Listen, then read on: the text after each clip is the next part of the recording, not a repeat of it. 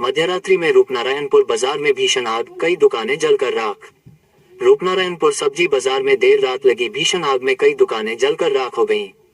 दुकानों के अंदर रखा सारा सामान आग की चपेट में आकर पूरी तरह नष्ट हो गया। रात करीब 11 बजे आग की ऊंची लपटें दिखाई देने के बाद तत्काल पुलिस और दमकल विभाग को सूचना दी गई। पुलिस ने स्थिति को नियंत्रित रखने का प्रयास किया।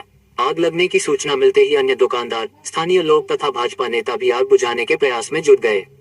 आग लगने के लगभग 1.5 घंटे बाद पहले चितरंजन और फिर आसनसोल से दमकल की 2 गाड़ियां मौके पर पहुंची। प्रारंभिक जानकारी के अनुसार 20 से अधिक दुकानें इस आग में क्षतिग्रस्त हुई हैं।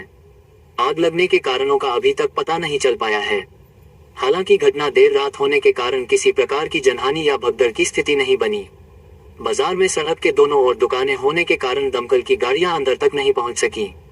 दमकल कर्मियों को लंबी पाइपों के जरिए काफी मशक्कत के बाद आग पर काबू पाना पड़ा। इस हादसे में दुकानदारों को भारी आर्थिक नुकसान हुआ है।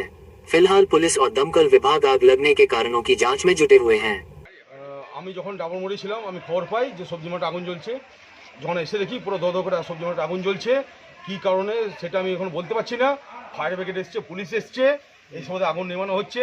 সবজি মাঠের রাস্তা এতটাই এরা দখল করে বসে গেছে, একটা দমকল গাড়ি, আমি বলবো ক্যামেরাম্যানকে ঘুরিয়ে দেখার জন্য, দমকল গাড়ি পর্যন্ত ঢুকতে পারছে না 100 মিটার দূরে। এগুলো ইমিডিয়েটলি এইসব রাস্তা ক্লিয়ার করা দরকার। সবজি মার্কেটে পুরো দখল করে বসে আছে, একটা বাইক পেরোবার জায়গা নেই।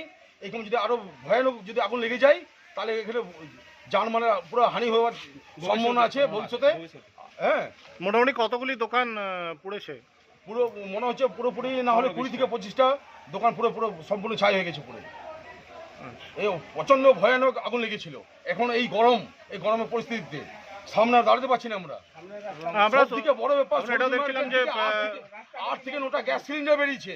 আমরা ভেঙে গ্যাস সিলিন্ডার বার করেছি, যে চায়ের দোকানে 20 লিটার কেরোসিন তেল বেরিয়েছে।